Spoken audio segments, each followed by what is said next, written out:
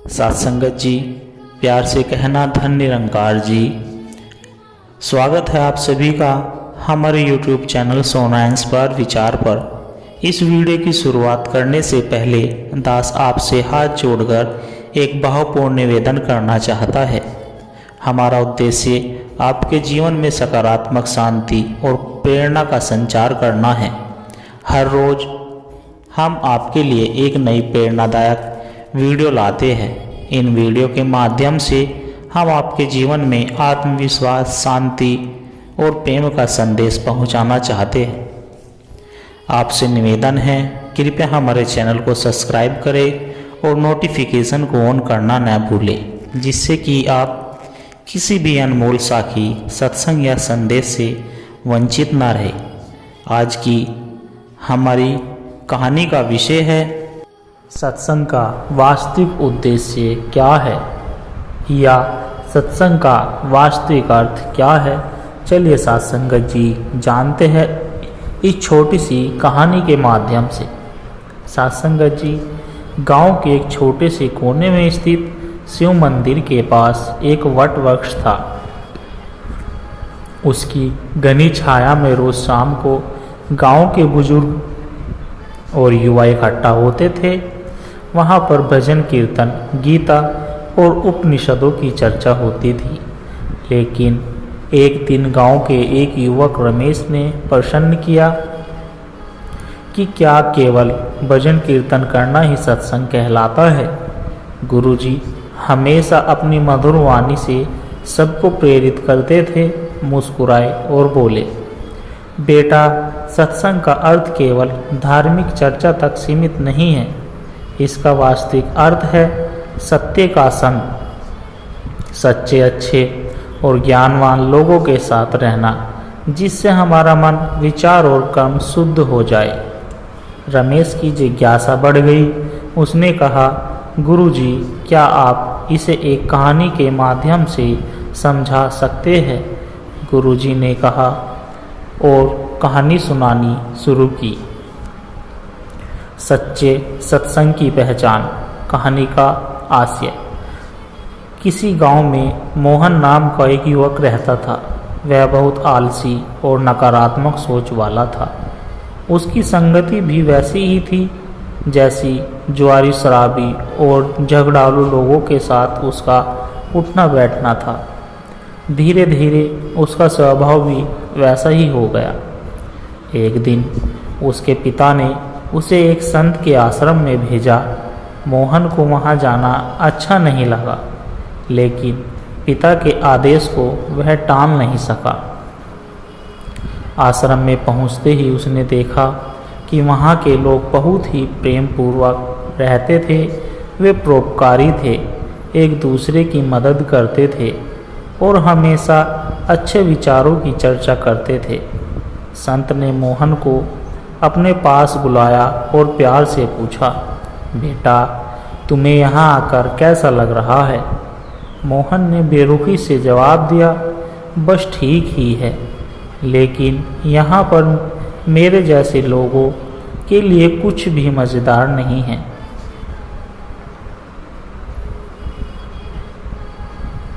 संत मुस्कुराए और बोले, कोई बात नहीं, तुम कुछ दिन यहाँ रुको, अगर तुम्हें अच्छा न लगे तो लौट जाना। मोहन वहाँ रहने लगा। धीरे धीरे उसका मन बदलने लगा। जब उसने देखा कि लोग प्रेम से रहते हैं, एक दूसरे का सम्मान करते हैं और हर किसी की मदद करने को तैयार रहते हैं, तो उसके भीतर भी वैसे ही परिवर्तन आने लगा। एक दिन संत ने मोहन को एक खूबसूरत चंदन का टुकड़ा दिया और पूछा, बेटा, इसे सूंघो और बताओ इसकी क्या विशेषता है। मोहन ने उत्तर दिया, गुरुजी, यह बहुत सुगंधित है, इसका स्पर्श भी शीतलता देता है। संत ने फिर पूछा, अगर इसे कीचड़ में भी डाल दिया जाए तो क्या यह अपनी सुगंध छोड़ देगा। मोहन ने तुरंत कहा, नहीं, यह अपनी सुगंध बनाए रखेगा। संत ने मुस्कुराते हुए कहा, यही है सत्संग का वास्तविक उद्देश्य। जैसे चंदन अपनी सुगंध नहीं छोड़ता, वैसे ही सच्चे संतों और अच्छे लोगों की संगति में रहने से हमारा मन और विचार शुद्ध होते हैं। अब मोहन को सत्संग का वास्तविक अर्थ समझ में आ गया था। वह अपने पुराने दोस्तों के पास वापस गया और उन्हें भी सच्ची संगति का महत्व समझाने लगा। धीरे धीरे पूरे गांव में परिवर्तन आने लगा। सत्संग केवल धार्मिक चर्चा करना नहीं, बल्कि यह सत्य, प्रेम और सद्भाव की संगति करना है। जिस तरह कोयले के ढेर में रहने से हाथ काले हो जाते हैं, वैसे ही बुरी संगति से हमारा मन भी दूषित हो जाता है। लेकिन अगर हम सज्जनों, विद्वानों और अच्छे विचार वाले लोगों के साथ रहते हैं, संतों, महापुरुषों के साथ रहते हैं, तो हमारा जीवन भी सुगंधित चंदन की तरह बन जाता है। साथ संगत जी, इसलिए हमेशा इस बात का ध्यान रखें कि हम किन लोगों के साथ अपना समय बिता रहे हैं, क्योंकि यही हमारी सोच और हमारे भविष्य को निर्धारित करेगा। साथ संगत जी, सच्चे आत्मज्ञान की खोज। बहुत समय पहले हिमालय की वादियों में एक छोटा सा गांव था, जिसका नाम आनंदपुर था। यह गांव अपनी प्राकृतिक सुंदरता और शांति के लिए प्रसिद्ध था, लेकिन वहां रहने वाले लोग हमेशा किसी न किसी चिंता में डूबे रहते थे। जीवन के संघर्षों से घिरे वे सच्चे आनंद और आत्मज्ञान से अनभिज्ञ थे। गांव के पास ही एक गुफा में महर्षि सदानंद तपस्या करते थे। वे सिद्धि योगी थे और सच्चे ज्ञान के प्रकाश से भरे हुए थे। उनकी ख्याति दूर दूर तक फैली हुई थी और जो भी उनके पास जाता वह कुछ न कुछ सीख कर लौटता था। गांव में अर्जुन नाम का एक युवक रहता था। वह बचपन से ही जिज्ञासु था और हमेशा सोचता रहता था कि जीवन का असली उद्देश्य क्या है। वह देखता था कि लोग जन्म लेते हैं, संघर्ष करते हैं, सुख दुख भोगते हैं और आनंद में यह संसार और अंत में यह संसार छोड़कर चले जाते हैं। एक दिन अर्जुन ने निर्णय लिया कि वह महर्षि सदानंद के पास जाकर अपने प्रश्नों का उत्तर ढूंढेगा। वह गुफा की ओर चला और महर्षि के चरणों में बैठकर बोला, गुरुदेव, मैं सच्चे आत्मज्ञान की खोज में आया हूँ। कृपया मुझे बताइए कि जीवन का वास्तविक अर्थ क्या है। महर्षि सदानंद ने उसे देखा और मुस्कुराकर बोले, बेटा, आत्मज्ञान केवल शब्दों से नहीं मिलता, इसे अनुभव करना पड़ता है। अगर तुम सच में इसे पाना चाहते हो तो तुम्हें धैर्य और तपस्या करनी होगी। महर्षि ने अर्जुन को एक घड़ा दिया और कहा, इस घड़े को लेकर जाओ और इसे पानी से भरकर ले आओ, लेकिन शर्त है, रास्ते में जो भी हो तुम्हें बिना रुके और बिना पीछे देखे आना होगा। अर्जुन ने घड़ा लिया और गांव की ओर चल पड़ा। जैसे ही वह गांव पहुंचा, वहाँ उत्सव चल रहा था। संगीत, नृत्य और हंसी खुशी का माहौल था। अर्जुन को लगा कि बस एक पल रुक जाए, लेकिन फिर उसे महर्षि की शर्त याद आई और वह आगे बढ़ गया। थोड़ी दूर जाने पर उसने देखा कि एक व्यक्ति झगड़ रहा था और कई लोग उसे देख रहे थे। अर्जुन का मन हुआ कि वह रुके और देखे कि क्या हो रहा है, लेकिन उसने फिर से अपनी यात्रा जारी रखी। जब वह गुफा के पास पहुंचा तो महर्षि ने पूछा, बेटा, रास्ते में क्या क्या हुआ? अर्जुन ने उत्तर दिया, गुरुदेव, बहुत कुछ हुआ, उत्सव, झगड़े, कई आकर्षक दृश्य, लेकिन मैंने कुछ भी नहीं देखा क्योंकि मेरा ध्यान केवल घड़े को भरने पर था। महर्षि मुस्कुराए और बोले, यही माया का जाल है। संसार में अनेक आकर्षण, झगड़े, सुख दुख है, लेकिन जो व्यक्ति अपने लक्ष्य पर केंद्रित रहता है वही सच्चे आत्मज्ञान की ओर बढ़ता है। अर्जुन ने अगला प्रश्न किया, गुरुदेव, लोग कहते हैं कि ईश्वर हमें बाहर मिलते हैं, लेकिन कुछ कहते हैं कि वे हमारे भीतर है। इसमें क्या सत्य है? महर्षि ने अर्जुन को एक चमकता हुआ हीरा दिया और बोले, इसे लेकर जाओ और इसे गांव के बाजार में किसी को भी 1 रुपये में बेचने की कोशिश करो। अर्जुन बाजार में गया और लोगों को हीरा दिखाया, लेकिन सभी ने उसे अनमोल बताया और कोई भी इसे 1 रुपये में लेने को तैयार नहीं हुआ। वह वापस गुफा में आया और महर्षि को बताया। महर्षि बोले, अब इसे राजमहल के रत्न विशेषज्ञ के पास ले जाओ और इसकी कीमत पूछो। जब अर्जुन रत्न विशेषज्ञ के पास गया तो उसने हीरे को ध्यान से देखा और कहा, यह तो अनमोल रत्न है, इसकी कोई कीमत नहीं लगाई जा सकती। अर्जुन वापस आया और महर्षि को यह बताया। महर्षि मुस्कुराए और बोले, बेटा, यही तुम्हारे प्रश्न का उत्तर है।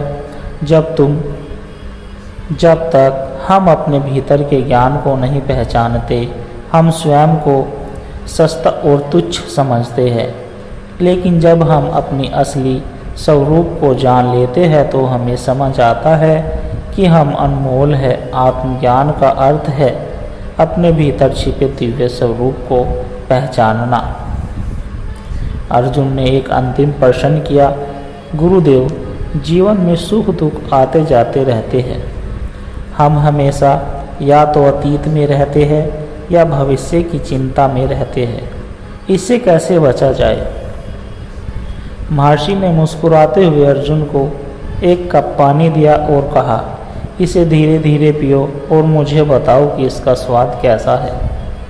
अर्जुन ने घूंट भरकर कहा, गुरुदेव, यह बहुत मीठा और ताज़ा है।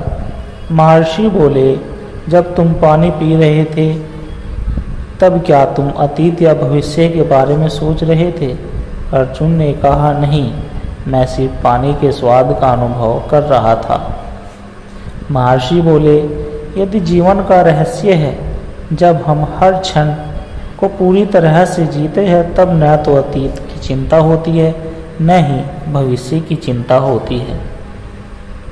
सच्चा आत्मज्ञान इसी में है कि हम हर पल को जागरूकता के साथ जिए।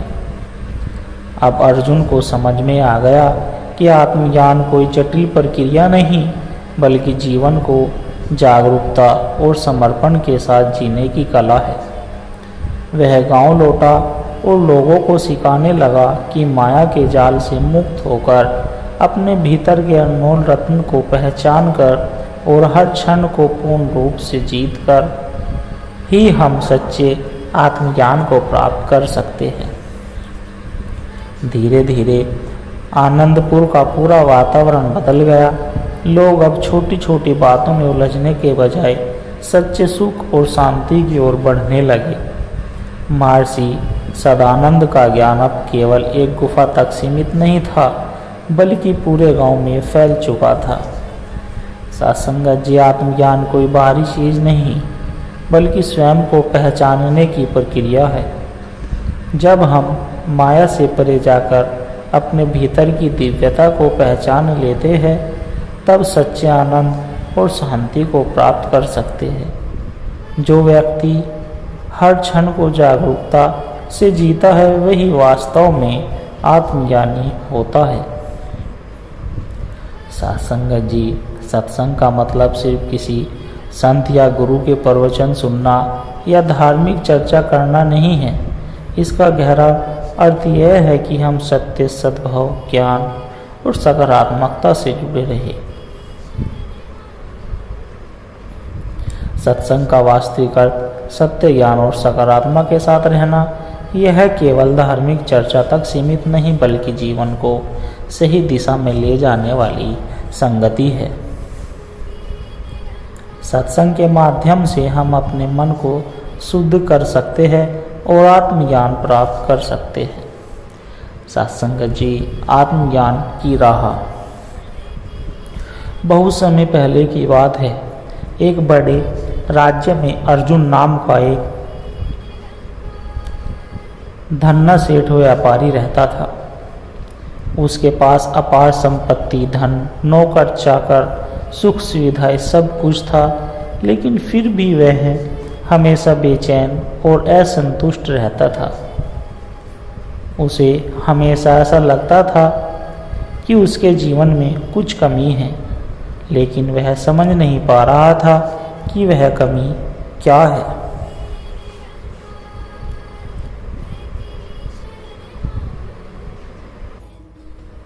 एक दिन एक विद्वान संत उसके नगर में पधारे। वे आत्मज्ञान और आध्यात्मिकता की गहरी बातें बताते थे। अर्जुन ने सोचा कि शायद यह संत उसकी बेचैनी का समाधान बता सकते हैं। अर्जुन संत के पास पहुंचा और बोला, गुरुदेव, मेरे पास सब कुछ है, लेकिन फिर भी मन को शांति नहीं मिलती। कृपया मुझे आत्मज्ञान की राह दिखाइए। संत मुस्कुराए और बोले, बेटा, आत्मज्ञान एक दिन में नहीं मिलता है। इसके लिए धैर्य और समर्पण की आवश्यकता होती है। अगर तुम सच में आत्मज्ञान प्राप्त करना चाहते हो तो तुम्हें मेरी एक परीक्षा देनी होगी। संत अर्जुन तैयार हो गया। संत ने उसे एक दीपक दिया और कहा, इसे जलाकर पूरे नगर में घूम आओ, लेकिन ध्यान रहे दीपक की लौ बुझनी नहीं चाहिए। अगर लौ बुझी तो तुम्हें फिर से शुरुआत करनी होगी। अर्जुन दीपक लेकर निकल पड़ा। जब वह नगर की सड़कों पर चलने लगा तो उसके चारों ओर अलग अलग दृश्य दिखने लगे। एक जगह भव्य उत्सव हो रहा था। लोग नृत्य कर रहे थे, संगीत गूंज रहा था, स्वादिष्ट भोजन की सुगंध फैल रही थी।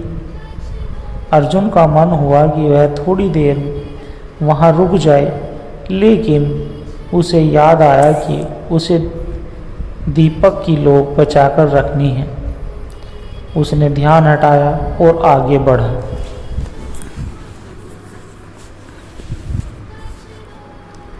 एक जगह व्यापारियों की सभा थी। वहाँ बड़े बड़े सौदे हो रहे थे। सोने चांदी का आदान प्रदान हो रहा था। अर्जुन ने सोचा, अगर मैं यहाँ रुककर व्यापार करूँ तो और अधिक धन कमा सकता हूँ। लेकिन फिर उसने दीपक की लौ को देखा और आगे बढ़ गया। थोड़ी दूर पर एक झगड़ा हो रहा था। लोग आपस में लड़ रहे थे, गाली गलौज कर रहे थे। अर्जुन को क्रोध आया कि वह इस झगड़े को रोक दे, लेकिन फिर भी उसने दीपक की लौ देखी और आगे बढ़ गया।